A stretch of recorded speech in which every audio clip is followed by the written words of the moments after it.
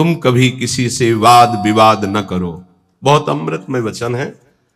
उपासक, वाद विवाद मत करो।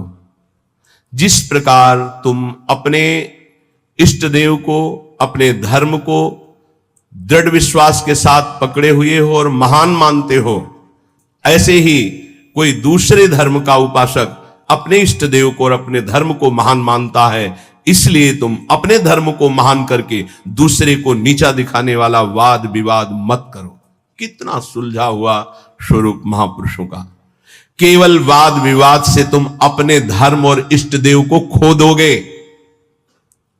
दूसरे धर्म की निंदा करके, दूसरे के इष्ट देव की अवहेलना करके तुम अपने इष्ट देव और धर्म को खो दोगे, क्योंकि परमात्मा एक है और वही सब धर्मों का धर्म गुरु है, वही सब धर्मों का इष्ट है। एक बार एक महात्मा किसी नगर में से होकर जा रहे थे। संयोगवशात एक दुष्ट आदमी सामने से आया और वो क्रोधित होकर पीटने लगा। बहुत मारा महात्मा को, मूर्छित हो गए महात्मा, इतना मारा। बहुत दुष्ट स्वभाव के भी होते। वो जमीन पर गिर गए। मारने वाला चला गया। कुछ श्रद्धालु आए, उनकी बड़ी सेवा की। जब होश में आए तब पूछा, महात्मा जी किसने मारा आपको? बोले, जिसने सेवा की उसी ने मारा है। जिसने सेवा की? वो कहा, महाराज आप तो मूर्छित थे, हम लोगों ने तो सेवा की है। बोले, बस जिसने सेवा की उसी ने मारा, दूसरा नहीं मार सकता। महात्मा जी ने कहा, जिसने मुझे पीटा वही सेवा कर रहा है, जो सेवा कर रहे हैं इन्होंने ही पीटा है। वो तो बड़े घबरा गए कि महात्मा पागल है क्या। तब उनके शिष्य ने जब सुना तो वो आए वहां दौड़कर। लोगों ने कहा, आपके गुरुजी पागल है क्या? तो बोले, नहीं, आप नहीं समझ पा रहे। जिस परमात्मा ने वो रूप रख करके पीटा, उसी परमात्मा ने आप लोगों को प्रेरित करके आप लोगों के रूप में सेवा की। हमारे गुरुदेव का मतलब ये है। भाव ये, आपके साथ जो निंदा अपमान तिरस्कार कर रहा है वो आपका आराध्य देव दूसरा नहीं है, वही आराध्य देव है। तुम्हारे किसी कर्म का मार्जन कर रहा है, ध्यान रखना। अब आगे बिल्कुल सुलझी हुई एक एक बात है। सच है कि उस दुष्ट में भी परमात्मा है। सच है कि व्याघ्र में भी परमात्मा है। पर हम महात्मा को तो गले लगा सकते हैं, लेकिन व्याघ्र को, सिंह को गले नहीं लगा सकते। ऐसे ही हम मानते हैं कि दुष्ट में परमात्मा है, पर दुष्ट पुरुष में विद्यमान परमात्मा को केवल भाव द्वारा प्रणाम करके उससे संभाषण और संग कदापि उचित नहीं है। जैसे सर्प में भी परमात्मा है, सिंह में भी परमात्मा है, तो उसे गले नहीं लगा लेंगे। एक एक चेष्टा, एक एक वचन अमृत है। अगर ये धारण कर लोगे तो आपका भजन बचेगा और पचेगा और बढ़ेगा। एक किसान खेत में दिन भर पानी भरता रहा। जब सायंकाल हुआ तो उसमें पानी एक चुल्लू भी नहीं टिका। वो बहुत परेशान हो गया। मेड़ ज्यों की त्यों सब ठीक थी। फिर उसने देखा तो चूहों ने छेद कर रखा था जगह जगह, कई जगह मेड़ में। वो छेद से बाहर जा रहा था। उपासक समझे, पूरा जीवन साधना करते हो जाता है, लेकिन साधन संपत्ति एक चुल्लू भी नहीं बचती। किनकी? जिनके इंद्रिय रूपी चूहों ने छेद कर दिया है हृदय रूपी घर में। क्या? कभी ये भोग, कभी वो भोग, कभी वो भोग। जो अपनी इंद्रियों को भोगों के संयोग में मनोरंजन करते हैं और साधना भी करते हैं, तो पूरे जीवन की शाम हो जाती, पर उनके हृदय रूपी खेत में एक चुल्लू भी साधन नहीं बचता, सब क्षीण हो जाता है। रामकृष्ण देव परमहंस जी कह रहे हैं, जब उपासक इंद्रियों के बिलों को बंद कर देता है, फिर कीर्ति की इच्छा उसके अंदर जागृत होती है, तो ये मेड़ टूट जाना होता है। अगर मेड़ टूट गई तो भी बड़ी जल्दी धारा बाहर निकल जाएगी खेत से जल की। कीर्ति की चाह उत्पन्न होती कि मेरा यश हो जाए, गई जीवन की भजन संपत्ति कीर्ति की चाह में गई। कीर्ति भजन को छीण कर देती है। यदि आपके अंदर चाह नहीं हो, इष्ट के द्वारा कीर्ति होती, जैसे सेवक जी महाराज कह रहे हैं, जय जय श्री हरिवंश नाम गुण गाई है, उसके लिए कहा कि बिस्तरे सब जग विमल कीरति साधु संगति। विमल कीरति वो उसके भजन का नाश करने वाली नहीं होगी, क्योंकि इष्ट के द्वारा होती है। कीर्ति की चाह मानो उस किसान की मेड़ टूट जाना है, अर्थात उस साधक का बांध टूट जाना है साधना का। अब उसके आगे उपाधियां लगनी शुरू हो जाती हैं। ये बड़ा उपद्रव है उपाधियां, सरकार, भगवान, अवतार, न जाने क्या क्या। ये बिल्कुल नहीं स्वीकार करना चाहिए, बिल्कुल स्वीकार नहीं। सरक जाओगे सरकार कहलाने से। बहुत माया विचित्र है, बहुत विचित्र, बहुत सावधान। ये महापुरुषों की बातें हैं। अब साधक की जहां कीर्ति रूपी मेड़ टूटी, बंधी, घाव हो गया वहां से। ये बालू का बांध है। ईश्वर की जितनी आराधना चिंतन सब गया, वो अपनी कीर्ति का स्मरण करके वो भूलना शुरू हो गया। प्रभु का अहंकार जो मिटाना था वो फिर बढ़कर वैसे ही तैयार हो गया। इसीलिए जन्म भर उपासक को सावधान रहना चाहिए, ना इंद्रियों की विलासता और ना कीर्ति और ना किसी तरह की सिद्धि की वृत्ति। सिद्धि भी बहुत बाधक होती है, भगवत प्राप्ति में बहुत बाधक। मन की बात जान, दुनिया का सब एक से एक अलग अलग क्षेत्र सामने का, एकाग्र दृष्टि से देख के संकल्प कर हिल नहीं सकता एक कदम। जैसा चाहे जितना हो उसकी आज्ञा का पालन करेगा ही करेगा। ऐसी बहुत सी, वे तो गुरुजनों की कृपा से इन खाइयों को नांगा जाता है। बिल्कुल दैन्य, बिल्कुल दैन्य। भरी सभा में नीच पुरुष द्वारा पिट जाने पर भी किसी भी तरह का कोई भी भागवतिक प्रभाव न प्रकट करना, साधारण आदमी की तरह शांत एकदम, यह असाधारण क्षमता होती है। क्यों सह जाए सामने वाला जब इतना कर रहा? भगवान ने हमको तेज दिया, बल दिया है, क्यों सह जाए? बोले एक भाई अपने मुखौटे को लगाकर सिंह का और अपने घर में गया तो घर वाले एकदम भयभीत हो गए, लेकिन उसकी बहन ने उसको मुखौटा लगाते हुए देखा था। वो नजदीक गई और मुखौटे में थप्पड़ चल और उतार के रख दिया। रामकृष्ण परमहंस देव जी कह रहे, समझे ये कोई निज जन, निज संबंधी देख पाएगा कि इन मुखौटों में और कोई नहीं, मेरा प्रिय है, प्रीतम है, दूसरा कोई नहीं। ये जो गाली दे रहा है, जो अपमान कर रहा है, जो पीट रहा है, वो मेरा प्रीतम है जिसकी मैंने आराधना की है। वो किस लिए पीट रहा है? जैसे कुम्हार अपनी मटकी को पीट के देखता है, ठीक है, खरी है, कहीं से फूटी नहीं है, मजबूत है, इतना वार सह सकती है, तैयार रहो। भगवान ऐसा लीला करते हैं, पक्का अपनी मटकी को बजवाते हैं, बड़े जोर से बजाते हैं। जैसे कुंभकार बाजार में मटकी रखता है, सिक्के से बजाता है, हाथ से बजा के दिखाता है, फिर कहता है इतने रुपए की है।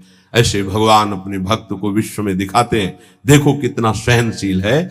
मुखौटा कोई भी हो सकता है, ध्यान रखना, मुखौटा कोई भी हो सकता है, पहचानना आपको है। घर वाले भयभीत हो गए, लेकिन बहन भयभीत नहीं हुई, क्योंकि उसने देखा मेरा भाई मुखौटा लगा रहा सिंह का। ऐसे ही संबंधी जो भगवत संबंध, दास से सख्य, वात्सल्य, कांता, सहचरी, वो जान रहा है कि मेरा प्रीतम में मुखौटा लगा के बदल के आया है और मुझे गाली दे रहा, मेरा अपमान कर रहा है। नहीं, मैं डरने वाला नहीं, मैं समझ गया मेरा प्रीतम है। कोई भी भय उसे स्पर्श नहीं कर सकता। एक दिन एक सरकारी आदमी पिस्तौल रखता था और बहुत विलंब से आया। पत्नी ने कहा, तुम इतना विलंब से क्यों आए? रोज तो इतने समय आ जाते थे, इंतजार करते हो इतना समय। उसका समय हो जाता है। कैसे हो जाता है? बोले ऐसे हो जाता है। पिस्तौल निकाली, गोली भरी और उसकी कनपट्टी में लगाई। तो ये सब दूसरों को धमकियां दिया करो। बोले असली गोली है, पिस्तौल है, तुझे भय नहीं लग रहा? बोले बिल्कुल पाई भर नहीं लग रहा। क्यों नहीं लग रहा? तुम मेरे प्रीतम हो, ऐसा कर ही नहीं सकते हो। ऐसे ही भक्त, वो संपूर्ण चर जगत में अपने प्रीतम को सर्वान वस्तुतया निरीक्ष परम स्वाराध्य बुद्धिर्मम, वो भयभीत नहीं होता। शरीर को पूरा होना है तो उसी क्षण होना है, जैसे होना है, जिस विधान से होना है, मेरे प्रीतम उसी विधान का प्रयोग करेंगे, पर होंगे मेरे प्रीतम। सर्वस्व हरण करने वालों में मैं मृत्यु हूं, भगवान श्री कृष्ण कहते हैं। अब हमारे पास और कौन रह गया? मृत्यु रूप में भी तो प्रीतम ही आएंगे, और कौन आएगा? इसलिए जो सर्वत्र मुखौटे से हट करके दर्शन करता है, ये मुखौटे किनके हैं? बनावटी हैं। इनमें जो है वो है कौन? मेरा प्यारा, सर्वान वस्तुतया। क्रूरा पापिनो, जो क्रूर हैं, पापी हैं, वो मुखौटा केवल ऐसा है, अंदर उनके परमात्मा बैठा है। हमें मुखौटा नहीं देखना, हमें अंदर। रामकृष्ण परमहंस देव जी की वाणी, वो कह रहे हैं उस उपासक को कभी भय नहीं होता, कभी घबराहट नहीं होती, कभी डर नहीं होता, कभी अशांति नहीं होती, कभी दुख नहीं होता, जो सर्वत्र मुखौटे से अलग देखता है। इन मुखौटे से अंदर एकमात्र परमात्मा, कोई स्त्री का मुखौटा, कोई पुरुष का, कोई महात्मा का, कोई दुरात्मा का, कोई मूर्ख का, कोई विद्वान का, पर है अंदर एक ही परम तत्व। पानी और बुलबुला कोई अलग चीज नहीं है। बुलबुला पानी में ही उठता है, पानी में ही तैरता है और पानी में ही फूट कर पानी बन जाता है। ठीक ऐसे ही परमात्मा में ही जीवात्मा प्रकट होता है, परमात्मा में ही रहता है और परमात्मा में ही लीन हो जाता है। जीवात्मा कोई अलग चीज नहीं। जैसे पानी का बुलबुला पानी से ही प्रकट हुआ, पानी में ही रहता है, पानी में ही फूट कर पानी बन जाता है, ऐसे ही कोई स्वतंत्र नहीं है, उसी परमात्मा में विराजमान। अगर इतना जान लो तो तुम परमात्मा स्वरूप ही हो, ये परमहंस जी कह रहे हैं। देखो, रेलगाड़ी का इंजन वेग के साथ चलकर ठिकाने पर अकेला नहीं पहुंचता है, बल्कि लाखों लोगों को पहुंचाने की सामर्थ्य रखता है। जोड़ते जाओ, बैठते जाओ, इंजन में बड़ी पावर है। बोले ऐसे ही आचार्य इंजन है और अनुयायी जन आचार्य के डिब्बे हैं। कितने जन बैठ करके परम पद में, निकुंज में पहुंचते हैं। कभी भी ये नहीं सोचना चाहिए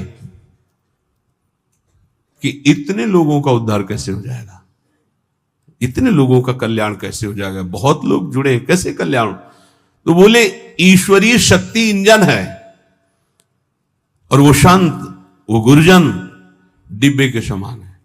कनेक्शन इंजन से है तो इंजन में 2-4 लोग बैठते होंगे, लेकिन डिब्बे में 70, 80, 90, 100 ज्यादा भी बैठ जाते होंगे। जनरल में तो ज्यादा ही बैठ जाते, कुछ बैठे, कुछ खड़े, कुछ पूरा सब, और सब वहीं पहुंचेंगे जहां इंजन पहुंचेगा। बिना टिकट के होंगे तो 2-4 थप्पड़ लगेंगे, थोड़ा टैक्स लग जाएगा, पहुंचेंगे वहीं। नहीं, बीच में अगर हो गया तो फिर उतारे भी जा सकते, उपद्रव होने पर, टिकट ना होने पर, पैसा ना होने पर उतार। इसलिए राधा राधा पैसा इकट्ठा कर लो, परम धन राधा नाम आधार। अगर जल्दी जल्दी में टिकट नहीं खरीद पाए हो तो थोड़ा ज्यादा लगेगा, पर राधा राधा राधा राधा पहुंच वहीं जाओगे। बात हमारी मान लेना। टिकट क्या है? निकुंज की ये जो मंत्र है, आचार्य संबंध है, आचार्य शरणागत से टिकट है। और जनरल में क्या है? राधा राधा राधा राधा राधा राधा, जैसे सब जप रहे हैं तो बैठ सब गए हैं गाड़ी में, बीच में तुम्हारी चेकिंग भी होगी। बोले जल्दी में खरीद तो नहीं पाए, लेकिन एक राधा नाम की कीमत में पूरा त्रिभुवन बिक जाएगा। वो जो जांच करने वाले हैं वो कौन है? श्री जी के पार्षद ही हैं। ऐसे थोड़ी होता है कि आप श्री जी के पास सीधे डायरेक्ट पहुंच जाओ, ऐसा नहीं। तो राधा नाम जहां है ना, वो सीधे। और जिनको सौभाग्य से कहीं ये जो निकुंज के गुप्त मंत्र मिल गए हैं, तो अब दुर्भाग्य है कि उनके अंदर ठसक ना आवे, नहीं तो पास हो चुका है, निकुंज का पास मिल चुका है, मानो सच्ची मानिएगा। सौभाग्य दुर्भाग्य में आप बदल रहे हैं कि आप मंत्र का चिंतन नहीं कर रहे हो, विषय चिंतन कर रहे हैं। रेलगाड़ी के इंजन में उतने लोग पार नहीं हुए जितने डिब्बे में बैठकर वहां पहुंच जाते हैं। अर्थात आचार्य और आचार्य परंपरा, आचार्य के तो विशेष विशेष कुछ पार्षद हुए, लेकिन आचार्य परंपरा में लाखों ऐसे महापुरुष हो गए कि करोड़ों को श्री जी के पास पहुंचा दिया, श्री जी में तन्मय करा दिया।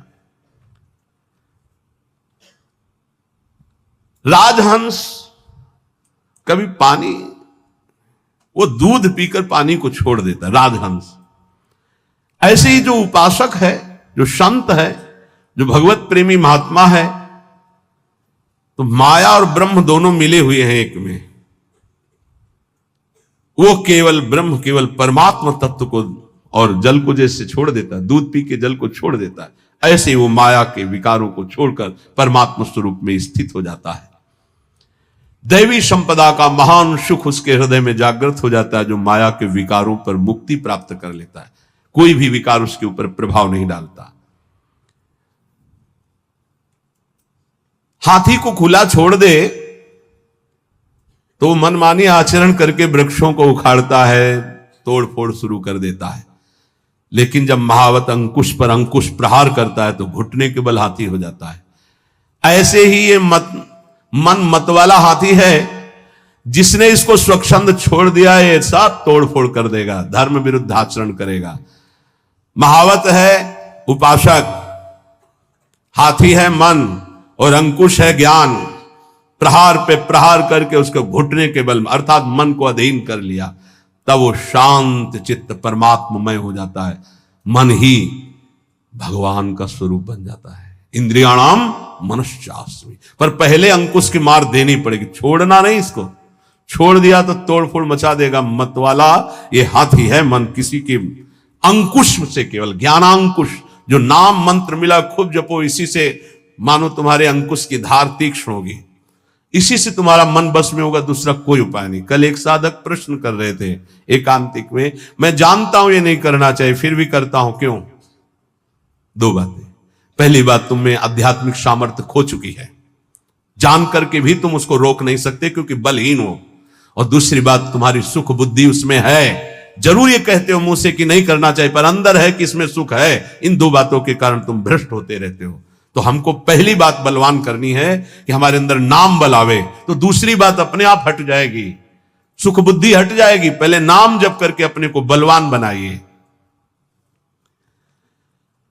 समस्त विकारों को नष्ट करने का मैं तुम्हें एक सरल उपाय बताता हूं। रामकृष्ण परमहंस देव जी, तालियां बजाकर जब नाम कीर्तन जोर जोर से किया जाता है तो जैसे वृक्षों में बैठे हुए पक्षी उड़ जाते हैं, ऐसे हृदय के काम क्रोध आदि नष्ट हो जाते हैं। रामकृष्ण परमहंस देव जी तालियां बजाकर राधा राधा राधा राधा राधा, किसी संगीत की और ज्ञान वृत्ति ना हो तो अपने पास परम संगीत है तालियां, तालियां बजाकर तो कह रहे हैं कि जैसे वृक्षों में बैठे हुए पक्षी तालियां उड़ जाते हैं, ऐसे हृदय में बैठे हुए काम क्रोध भाग जाते हैं जब नाम कीर्तन। जब किसी को भी काम आदि वेदना हो तब नाम कीर्तन करके देखना, तो नाम कीर्तन होने ही नहीं देगा काम। देख लेना, उस समय अगर उपदेश भी किया जाए तो तुम्हें अच्छा नहीं लगेगा। कामी समझी में हरि कथा ऊसर बीज बहे फल, और अगर आप शुरू कर दिए तो वो टिकेगा नहीं, भाग जाएगा पक्का। बहुत सुंदर उपाय महापुरुषों के हैं। उपासक की उपासना परिपक्व कब मानी जाती है? जब अपने आराध्य देव का नाम लेते ही रोमांच हो जाए, आनंद अश्रु बहने लगे, तब समझना चाहिए कि हमारी उपासना परिपक्व हो रही है। उपास्य देव का नाम लेते ही आंखों में जल आने लगे, अब उसकी उपासना रंग ला रही, राधा कहते आंसू भर जाएं। एक लकड़हारा जंगल की लकड़ी बेच बेचकर बड़े कष्ट पूर्वक अपना जीवन यापन कर रहा था। अकस्मात उस मार्ग से एक सन्यासी जी आ रहे थे। उन्होंने लकड़हारे के दुख को देखकर कहा, बेटा जंगल में तुम सूखी लकड़ियां बिन रहे हो, इसके आगे बहुत कुछ है, आगे बढ़ो और कुछ तुम्हें प्राप्त हो जाएगा, मैं देख रहा हूं। वो आगे बढ़ा, सूखी लकड़ियां छोड़कर, ध्यान देना महापुरुषों के उदाहरण साधारण नहीं होते, बात साधारण दिखाई दे रही। जब काफी आगे बढ़ा तो उससे चंदन की खुशबू आई, तो चंदन के वृक्ष मिले। सूखी लकड़ी छोड़कर उसने चंदन की लकड़ी काटी और बाजार में बेचा, अच्छा पैसा आया। फिर शब्द उसके कान में गूंजा कि बेटा और आगे बढ़ो। तो उसने सोचा और आगे अब क्या मिलेगा, तो आगे बढ़ा, क्योंकि उस संत के वचन सत्य सच्चिदानंद से युक्त थे। तो जंगल में उसे एक खान मिली तांबे की, अब तो तांबा बेच करके बहुत, फिर आवाज सुनाई दी और आगे बढ़ो, तो और आगे बढ़ा तो उसे चांदी की खान मिल गई, अब तो बहुत बड़ा धनी हो गया। फिर आवाज आई और आगे बढ़ो, तो आगे बढ़ा तो स्वर्ण की खान मिल गई। बोला आप तो बस यही पूर्णता हो, स्वर्ण ही स्वर्ण। फिर आवाज आई और आगे बढ़ो, तो उसे हीरे की खान मिल गई। अब एक हीरा जीवन भर लकड़ी बेचने वाला लकड़ी बेचता तो उसकी बराबरी नहीं, ऐसे हीरे की खान मिल गई। भावार्थ और अंदर उसका रहस्यार्थ, ये मानो भोगों में फंसा हुआ है, आगे बढ़। आगे बढ़। जैसे जैसे वह अध्यात्म की तरफ बढ़ता है, नाना प्रकार के दिव्य सुख, और आगे बढ़ सिद्धियों के सुख, और आगे बढ़ भावात्मक सुख, शांत सुख, दास्य सुख, वात्सल्य सुख, कांता सुख, सहचरित, अपूर्ण महामाधुर्य रस में स्थित। हमें जब तक भूमा सुख न मिल जाए तब तक रुकना नहीं, आगे बढ़ते रहना है। अल्प सुखों का भोक्ता भूमा सुख का अधिकारी नहीं होता। यदि संत की बात मानकर लकड़ी बेचना काम बंद न करता तो आगे नहीं बढ़ पाता। आवाज आती रही आगे बढ़, तो फिर चंदन, फिर आगे बढ़ा तांबा, फिर आगे बढ़ा चांदी, फिर सोना, फिर हीरा, अर्थात एक से एक दिव्यताएं, आप ज्ञान की सुंदर भूमिकाएं, भक्ति की सुंदर दिव्य भूमिकाएं, इनको क्रॉस करते थे। अल्प सुख साधना का मिले उसी में तृप्त हो गया, वो महान सुख को नहीं प्राप्त कर सकता। श्री रामकृष्ण परमहंस जी कहते हैं, लकड़हारे की तरह छोटी सी साधना के सुख को पाकर तृप्ति का अनुभव मत करो। ज्ञान का समुद्र लहरा रहा है आध्यात्मिक क्षेत्र में, और उस ज्ञान के परम धनी बनकर स्वयं भगवत स्वरूप हो जाओगे। देखो, एक छोटे पौधे की रक्षा उसके चारों ओर घेरा बना करके की जाती है, नहीं तो बकरी चर जाएगी। और वही पौधा जब बड़ा हो जाता है, वृक्ष रूप हो जाता है, तो सैकड़ों बकरियों का पेट भर जाएगा, उसकी छाया में रहेंगे, उसका कुछ नहीं बिगड़ेगा।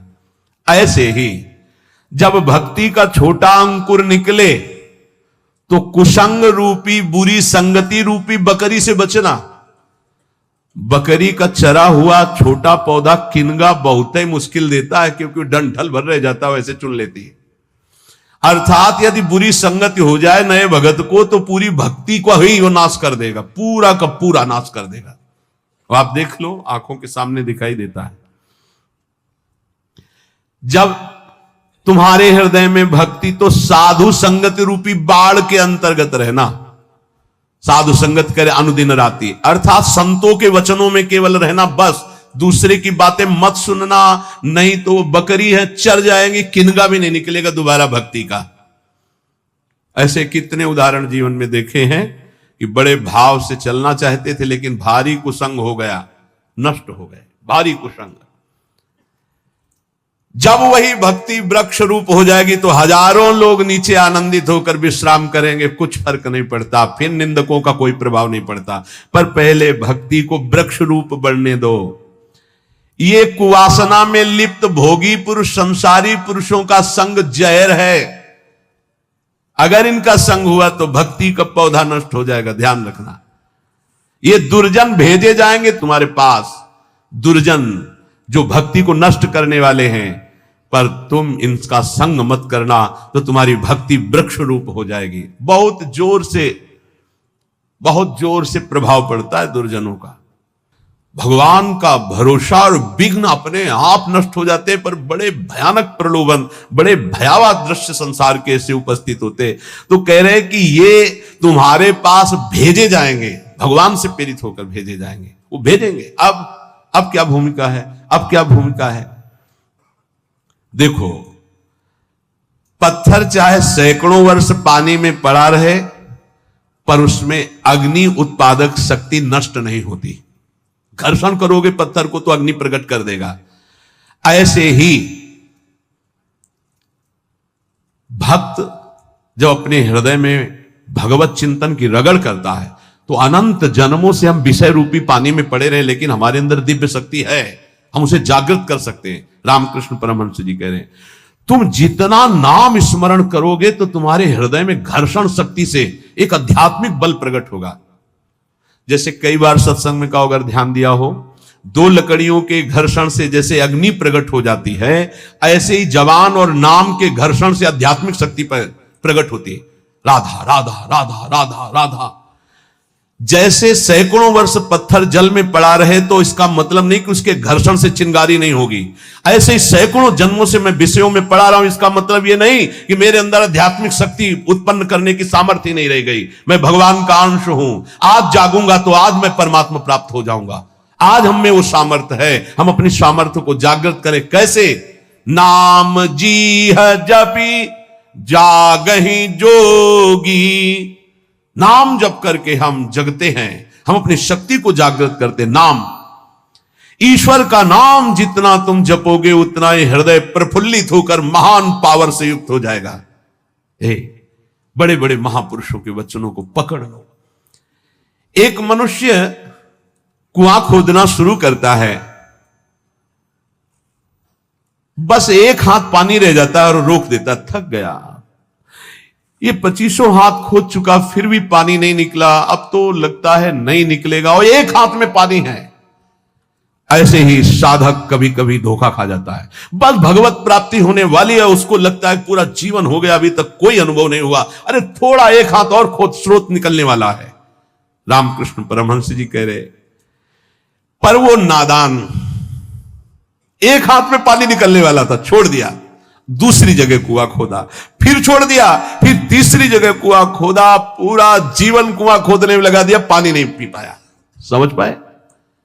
ऐसे उपासक है ये संप्रदाय, वो मार्ग, लेकिन पानी नहीं पी पाया चुल्लू भर। अगर एक ही ढंग से खोदता तो बस एक हाथ बाद स्रोत खुलने वाला था। एक गुरु, एक ग्रंथ, एक पंथ, एक मंत्र, एक संत, एक कंत, सांगो पांग उपासना पकड़ लो, निकल जाए। हमने देखा कि जो इधर उधर भटकने वाले वो जीवन भर भटकते रहते हैं, क्योंकि तलवार की धार पर चलने के लिए जो हिम्मत चाहिए वो गुरु बदलने से नहीं आती, वो चलने से आती है। ये जो बदलुआ लोग होते हैं ना, बदलते ही रहते हैं। व्यभिचारी की वृत्ति पातिव्रत धर्म से कभी एक नहीं होती, ध्यान रखना। होटलों को खाने वाला कभी एक रसोई में भरपेट जीवन भर नहीं खा सकता, उसको चाट लग गई है। ऐसे ही जो व्यभिचार प्रवृत्ति भक्ति में है, आज यहां कल वहां, परमहंस जी कह रहे 25 हाथ कुआं खोदा, छोड़ दिया कि यहां पानी नहीं हो, एक हाथ बाद पानी निकलने वाला था, फिर दूसरी जगह खोदा, फिर छोड़ दिया, फिर तीसरी जगह खोदा, जीवन हो गया, कुआं खोदते पानी नहीं मिला। अगर एक में ही उतनी मेहनत और कर देता तो करना ही नहीं पड़ती, एक हाथ बाद स्रोत था। जिस नाम, जिस मंत्र, जिस गुरुदेव का आश्रय लो, प्रेम भाव वाली परिवर्तन की बात अलग है कि हम प्रेम मार्ग में आगे बढ़ते चले जा रहे हैं, दास से शांत, सख्य, वात्सल्य, वो बात अलग है। लेकिन ऐसे भाव रखकर कि इससे तो काम नहीं बना, अगला खोदते हैं कुआं, फिर वहां भी काम नहीं बनेगा, ऐसे भटकते रहोगे। बहुत महापुरुषों के वचनों को बहुत समझना चाहिए।